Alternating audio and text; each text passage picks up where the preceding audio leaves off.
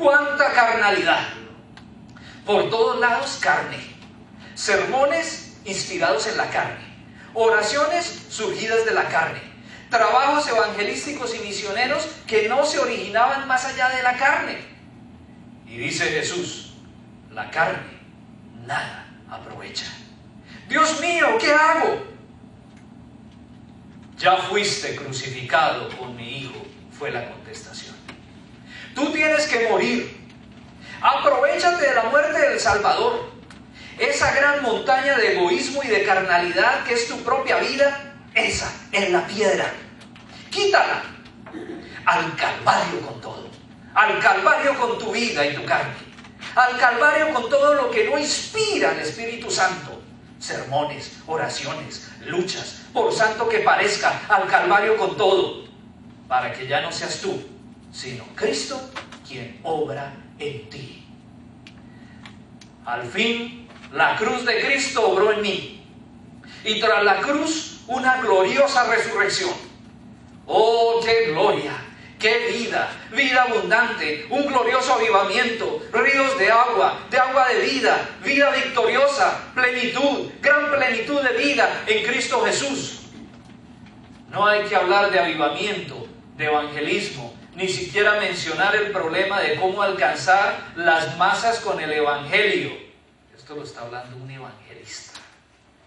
Mientras nosotros, los mismos mensajeros de Cristo, no nos sujetemos a una crucifixión, poniendo nuestra propia vida carnal en la tumba con Cristo, para recibir entonces vida de lo alto, como aquellos que han resucitado con Cristo. ¿Te llegó?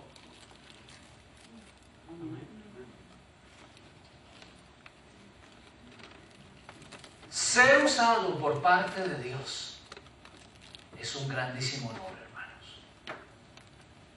Sin embargo, cuando hablamos de ser instrumentos para que Dios haga suceder grandes cosas bajo una manifestación sublime y asombrosa de su poder, para eso es necesario entender que se requiere tener una condición adecuada. Estoy convencido que lo mismo se requiere para que la plena gloria de Dios se manifieste en nuestras vidas seculares. ¿Se ha preguntado usted?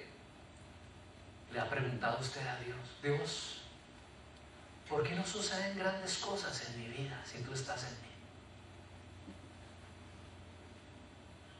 Durante este mes hemos hablado mucho acerca del libro de Romanos y de Gálatas. Y por ende, hemos hablado mucho de su autor, el apóstol Pablo. Aunque existe mucha prevención en el medio cristiano y en el medio teológico, de no darle demasiado despliegue a Pablo en nuestras predicaciones, como para que no caigamos en el error de generar una teología basada en Pablo y no en Jesucristo,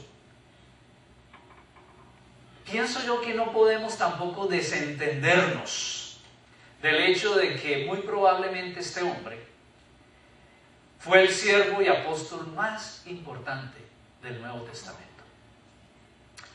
Pero sin querer entrar en discusión de quién fue el mejor, quién fue el más importante, el más fructífero, el más sobresaliente, hoy quiero usar a Pablo como ejemplo de lo que siento compartir con ustedes. Piense por un instante. Un hombre tan usado de parte de Dios. Un hombre al que le encomendaron la evangelización del pueblo gentil. Al decir pueblo gentil estamos hablando de todos los que no eran judíos. Los judíos en cierta manera tenían noción de Dios, tenían algo de respeto de Dios, aunque pudiesen estar un poco equivocados. Pero había más chance de llegar a ellos. Pero a los que no eran judíos, con eso la cosa era más difícil. Especialmente a todos esos pueblos que habían sido tan influenciados por la cultura helenista, la cultura griega. Era una cultura de demasiada idolatría, de demasiado culto al yo, al ego, al pensamiento, al conocimiento, a la filosofía. Y van y le dicen a este hombre, usted es el encargado de ir a evangelizar a toda esa gente. ¿Usted qué haría si le dieran esa encomienda? ¿No le temblarían las piernas? Y ver toda esa cantidad de gente con tantos conflictos.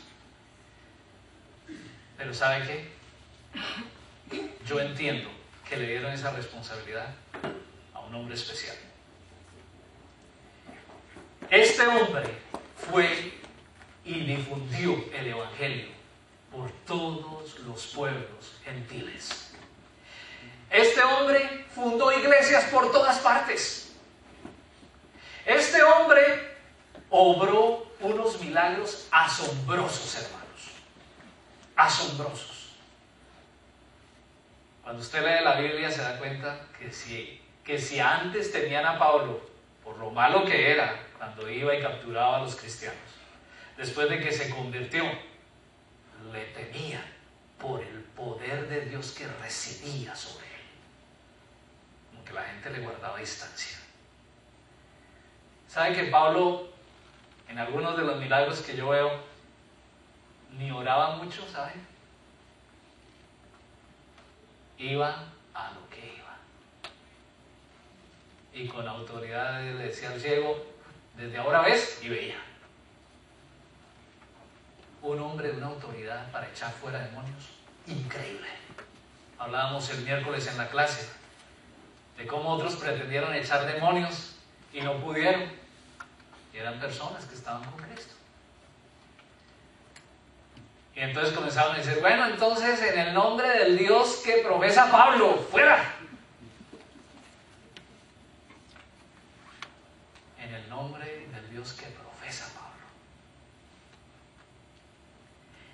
Es increíble pensar que este hombre que escribió todas estas cartas paulinas que llamamos, todos estos libros, con tanta sabiduría y autoridad del Espíritu Santo, es increíble cómo se mantuvo en pie. ¿En qué sentido? Mira usted, ¿a qué se refiere, pastor? A que este hombre no se hubiese dejado llenar de ego y vanagloria. Un hombre que hacía todo eso, hermano, tuvo que haber sido muy tentado. El enemigo no podía estar contento con eso. Yo creo que a toda hora le ponía tropiezos y lea la vida de Pablo. Prisiones. Lo maltrataban, lo metían en la cárcel por predicar el evangelio y tan pronto salía, allá iba otra vez a la plaza. Lo expulsaban de las ciudades y daba una vueltica y volvía.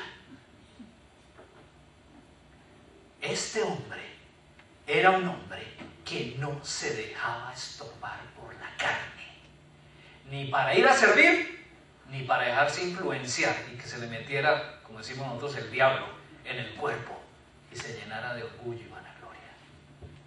Piénselo por un instante. Qué difícil mantenerse en la posición de él. Qué difícil, hermano. Si somos de este material. Qué difícil. Yo quiero que veamos a la luz de este texto cómo se dio esa lucha en él.